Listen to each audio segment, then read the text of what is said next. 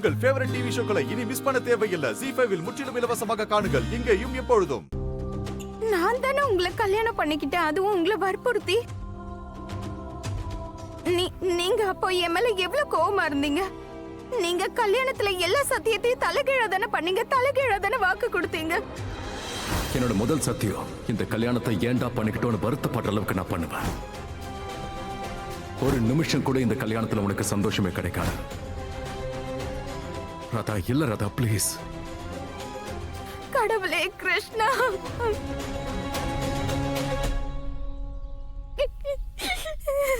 என்ன காரியம் பண்றேன்னா எனக்கு தான் மூளை கெட்டு போச்சு.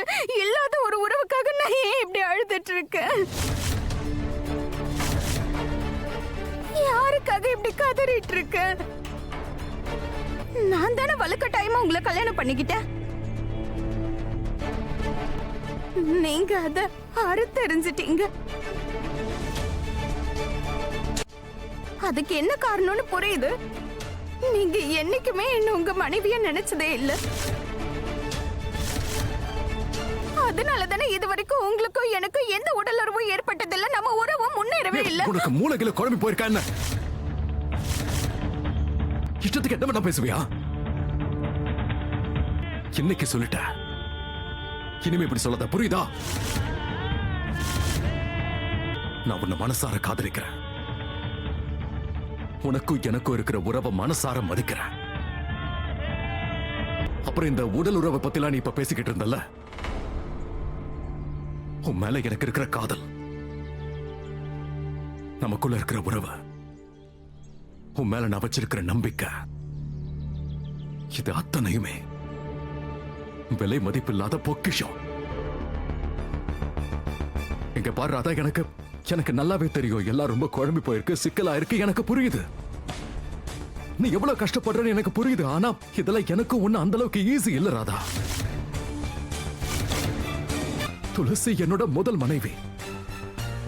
அவளை நான் காதலிச்சு கல்யாணம் பண்ணிக்கிட்டே, இப்ப அவளுக்கு உடம்பு சரியில்லை. என்னால அவ நிலைமை இன்னும் மோசமாகி அவளுக்கு ஏதாவது ஆயிடுமோங்கிற பயத்துல தான் எல்லாத்தையும் பண்ணிட்டு இருக்கேன். ஆனா அதே நேரத்துல நான் உன்னை மட்டும்தான் காதலிக்கிறேங்கிறது உண்மைதானே?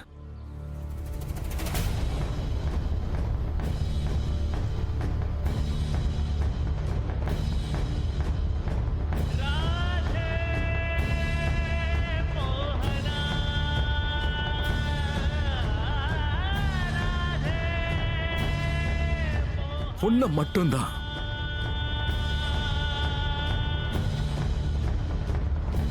ராதா, துளசி என்னோட கடந்த காலம், நீதானே என்னோட நிகழ்காலம்.